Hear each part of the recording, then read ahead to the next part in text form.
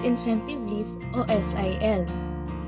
Ang Service Incentive Leave ay ang 5 araw na leave na may bayad na ipinagkakaloob sa mga empleyadong nakapanilbihan sa kumpanya ng kahit 1 taon o at least 1 year of service.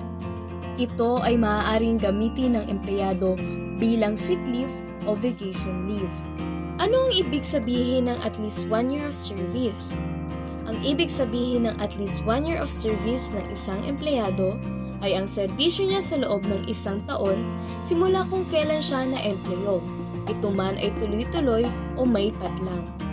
Kasama rito ang authorized absences, unwork paid, at regular holidays.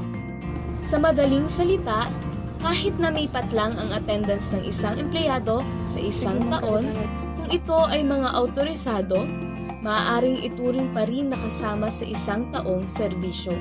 Sino-sino ang maaaring makatanggap nito? Lahat ng empleyado, maliban lamang sa mga sumusunod. Mga empleyadong nagtatrabaho sa gobyerno, mga taong personal na naglilingkod sa ibang tao, managerial staff o employee, mga empleyadong hindi nasusubaybayan ng employer o mga field personnel, mga empleyadong dati nang nakatanggap ng vacation leave na kahit 5 araw, at mga empleyadong nagtatrabaho sa establishmento na hindi lalampas sa 10 ang empleyado. Ano ang mangyayari sa SIL kung ito ay hindi mo nagamit?